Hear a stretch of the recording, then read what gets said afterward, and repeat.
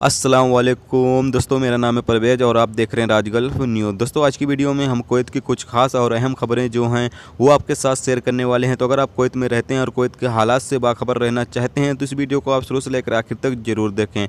दोस्तों, जो मेरे दोस्त तो मेरी वीडियो को इतना लाइक करते हैं उन सभी का बहुत बहुत शुक्रिया, और उन लोगों का भी बहुत बहुत शुक्रिया जो लोग मेरा जो कमेंट बॉक्स होता है वीडियो के नीचे वो कमेंट चेक करते हैं, बहुत सारे लोगों को जवाब देते हैं। उन तमाम दोस्तों का बहुत बहुत शुक्रगुजार हूं मैं, क्योंकि वो लोग जो मेरा कमेंट होता है वो पढ़ते हैं और बहुत सारे सवाल ऐसे होते हैं जिनका जवाब मुझे नहीं आता है तो वो खुद ही उनको जवाब दे देते हैं। तो उन तमाम दोस्तों का बहुत बहुत शुक्रिया। और दोस्तों, आप सभी से रिक्वेस्ट भी करना चाहता हूँ कि अगर आप कुवैत में रहते हैं और काफ़ी टाइम से रहते हैं और आपको मालूमात अच्छे से है तो प्लीज़ कमेंट ज़रूर चेक किया करें, क्योंकि बहुत सारे सवाल ऐसे होते हैं जिनके जवाब मुझे नहीं आते हैं तो मैं उनके जवाब नहीं दे पाता हूं। तो आप प्लीज़ चेक ज़रूर किया करें।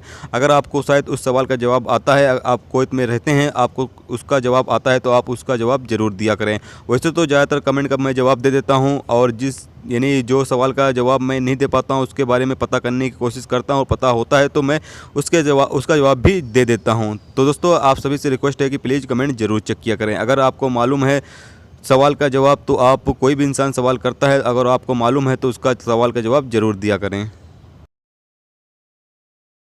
दोस्तों, आज की पहली खबर ये है कि वज़ारत दाखिला का रमज़ान के मुबारक महीने से पहले पुलिस स्टेशन और डिपोर्ट सेंटरों में डिपोर्ट सेंटरों के अंदर गैर मुल्कियों की भीड़ को कम करने का इरादा रखते हैं।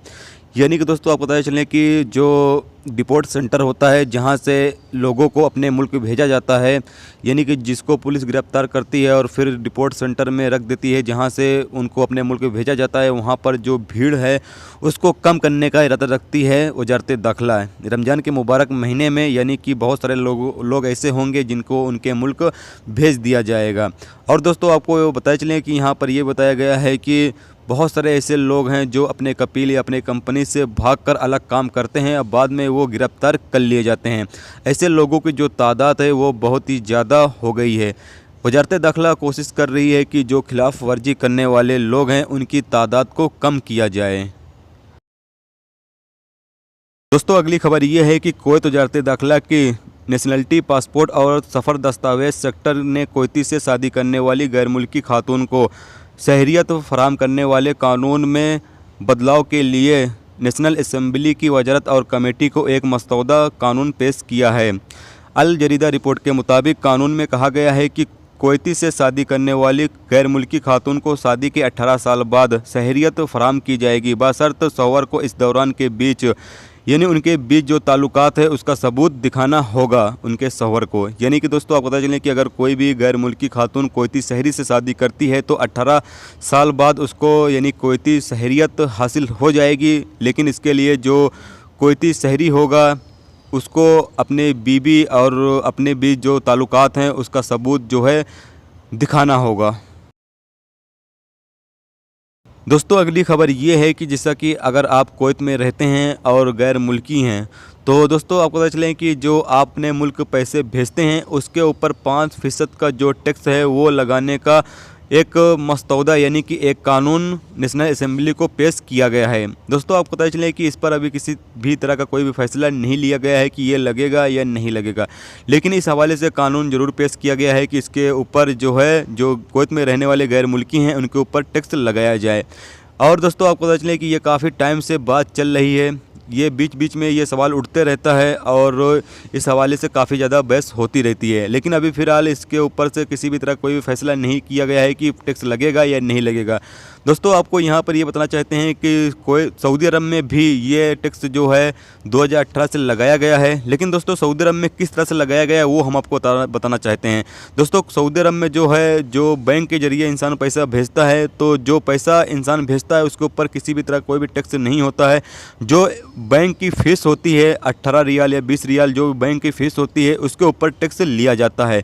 हो सकता है दोस्तों, मेरा मानना जहाँ तक के है, हो सकता है इसी तरह से कुवैत में भी लगाया जाए कि जो आप अपने घर पैसे भेजेंगे उसके ऊपर टैक्स नहीं लिया जाएगा। बाकी जो बैंक के जरिए अगर आप पैसे भेजते हैं तो बैंक में जो भी आपकी फ़ीस होगी यानी पैसे लगाने की जो भी फ़ीस होगी उसके ऊपर हो सकता है टैक्स लिया जाए। ये दोस्तों मेरा मानना है, इस तरह कोई भी अपडेट नहीं है। मेरी सोच ये है कि शायद जिस तरह सऊदी अरब में लगाया गया उसी तरह से कुवैत में भी लगाया जाए। बाकी इस हवाले से किसी भी तरह कोई भी अपडेट आएगी तो इंशाल्लाह आपके साथ ज़रूर शेयर करेंगे। दोस्तों अगली खबर ये है कि लेबर मामलों के डायरेक्टर हसन अल खदैर ने कल ऐलान किया है कि सरकारी मंसूबों के साथ कॉन्ट्रैक्ट कंपनियों की 211 फाइलों को सस्पेंडेड कर दिया गया है। अल खदैर ने कल एक प्रेस बयान में कहा कि कॉन्ट्रैक्ट और सरकारी मंसूबों की फाइलों का जायजा के बाद 31 सितंबर 2018 से सैकड़ों कॉन्ट्रैक्ट ख़त्म हो गए हैं, जहां इन कंपनियों के 5,792 वर्कर हैं। उन्होंने लेबर डिपार्टमेंट को हुक्म दिया है कि वो ठेका रखने वाली कंपनियों की मेन फाइल को तब तक रोकें जब तक कि वो वर्करों को समाप्त न कर दें या इन कंपनियों के लिए कानूनी प्रोसेस को फॉलो न करें। तो दोस्तों ये थी आज की कुवैत की कुछ खास और अहम खबरें जो आपके साथ शेयर की गई। उम्मीद करता हूं दोस्तों ये वीडियो आपको पसंद आई होगी। पसंद आई है तो प्लीज़ वीडियो को लाइक करना, मेरे चैनल पे नए हो तो प्लीज़ चैनल को सब्सक्राइब करके साथ में बेल के आइकन को जरूर प्रेस कर देना, जिससे जब भी मैं कोई न्यू वीडियो डालूँ उसका नोटिफिकेशन आप दोस्तों को मिलता रहेगा। चलिए दोस्तों अभी मिलते हैं नेक्स्ट वीडियो में नेक्स्ट टॉपिक के साथ। जब तक रखिए अपना ख्याल, ओके, खुदा हाफिज़।